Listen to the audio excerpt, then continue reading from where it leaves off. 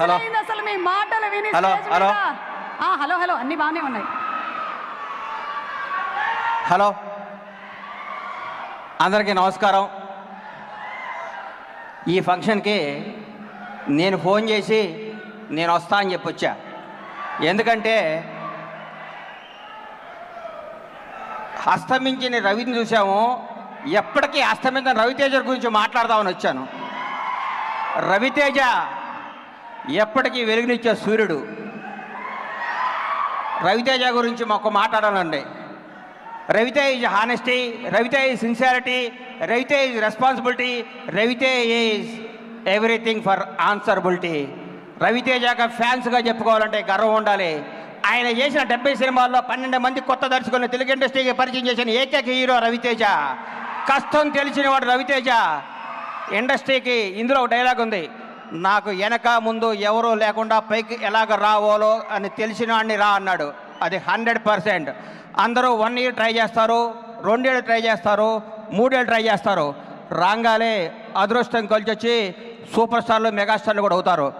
10 ఏళ్ల పాటు సచ్చినా బతికినా ఆఖరికి ప్రొడక్షన్ అయినా సరే, అసిస్టెంట్ డైరెక్టర్ అయినా సరే, ఏదైనా సరే నేను చచ్చిపోవటం ఇక్కడే అని డిసైడ్ అయ్యి సాధించి గోలు కొట్టి కొన్ని వందల మందికి అవకాశాలు ఇస్తూ Raviteja inspiration, Raviteja integrity, Raviteja royalty, Raviteja reality, Raviteja రాజసం, రవితేజ అరాచకం. రవితేజ అరాచకం.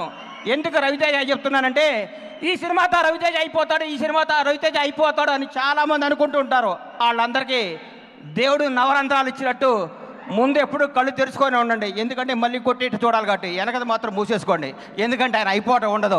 ఆయన ఉదయిస్తానే ఉంటాడు, ఎలుగుతానే ఉంటాడు. ఏ డైలాగులు రాశాడు ప్రసన్న. నిజంగా ఈ సినిమా చూస్తుంటే రవితేజకి నల్లమ్మల అడవిలో నల్లతాసు వదిలితే ఎలాగా పాకలాడుతుందో, రవితేజ కామెడీ కథిస్తే, ఎంటర్టైన్మెంట్ ఇస్తే, ఎద్దుకి ఎర్ర జెండా ఊపితే ఊరుకుంటుందా? ఈ ఎంటర్టైన్మెంట్ కథిస్తే రవితేజ ఊరుకుంటాడా? ఆడుకోవటం ఆయన ఇంటి పేరు, వాడుకోవటం ఆయన ఆస్తి పేరు. వెనక నుంచి చూస్తే 7 కొండలు వాడిని చూసినట్టు ఉంటుంది ఆయన పర్సనాలిటీ. ఆయన టచ్ చేస్తే రవితేజ కుర్రాడు అవుతున్నాడా ముసలాడు అవుతున్నాడు నాకు టెన్షన్ వస్తుంది. 20 ఏళ్ల ముందు చూస్తే రవితేజ ఇట్లా ఉండేవాడు, ఇప్పుడు చూస్తే నెగనెగలాడుతున్న నల్ల తాసులాగా ఉన్నాడు. ఈ తాసు ఇంకా ఎంతో మందిని పరిచయం చేస్తూ, బా ఏమి సినిమా అండి, ధమాకా. ఏ ఫ్రేమ్లో చూసినా, ఏ షాట్లో చూసినా, ఏ ఎక్స్ప్రెషన్ చూసినా మా ఎంత గర్వంగా అనిపించిందంటే, మా రవెన్నైనా ఈ కబడ్డీ ఆడేది, మా రవెన్నైనా క్రికెట్ ఆడేది. మన ఇండియా మన ఫుట్బాల్ మ్యాచ్ చూస్తుంటే ఆడ అర్జెంటీనా కెప్టెన్ గోల్ కొడితే స్టేడియం ఎట్లా దద్దరిల్లిందో, ఇండియా పాకిస్తాన్ మీద విరాట్ కోహ్లీ సిక్సర్లు కొట్టి ఎట్లా గెలిపించాడు, రవితేజ అని చూస్తే 1 మ్యాన్ పిచ్.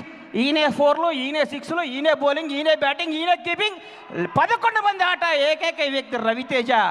రవితేజను మనస్ఫూర్తిగా కోరుకుంటున్న రవణని, రవణ నీతో పనిచేయటం మా అదృష్టం, నీ సహచరంగా మేము బతకటం మాకు గర్వం, గౌరవం.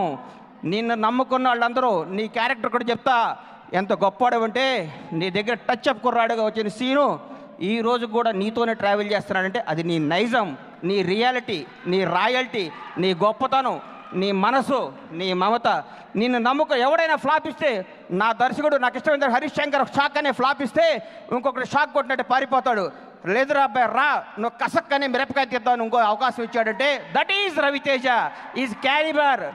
నమ్మకానికి ఆయన పెట్టుబడి. నమ్మకం అంటే ఎవరినైనా ఆదరించేవాడు, కసి ఉంటే ఎవరికైనా అవకాశం ఇస్తాడు. కథ చెప్తాను సార్ అంటే నువ్వు వద్దబ్బాయ్ డైరెక్షన్ చేయంటాడు. ఎవడవుతాడో, ఎవరి జాతకం ఎలా మారుస్తాడో ఎవరికి తెలియదు, అదొక రవితేజకి తెలుసు. ఎవరి దగ్గర ఏం మ్యాటర్ ఉందో, ఎవరి దగ్గర ఏ విషయం ఉందో, ఎవరిని ఎప్పుడు పైకి లేపాలో, ఎవరిని ఎప్పుడు పైకి తొక్కాలో అని తెలిసిన ఏకే వ్యక్తి రవితేజ.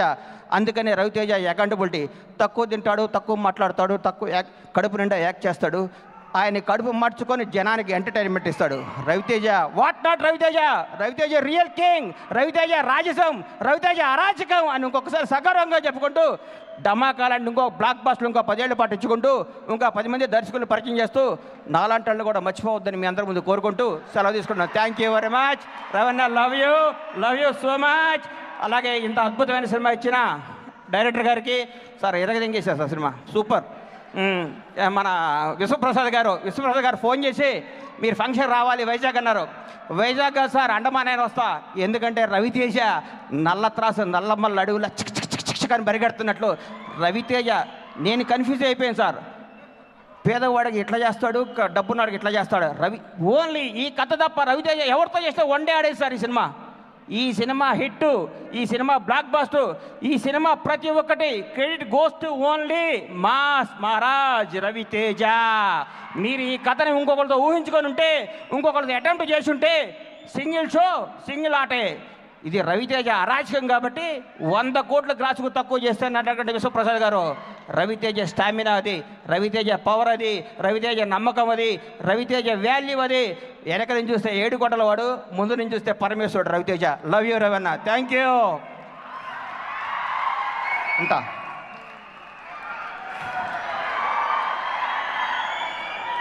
అస్సలు అవి మాటల జలపాతాల ఒక ఫ్లో అలా కొట్టుకొని వస్తూనే ఉంది.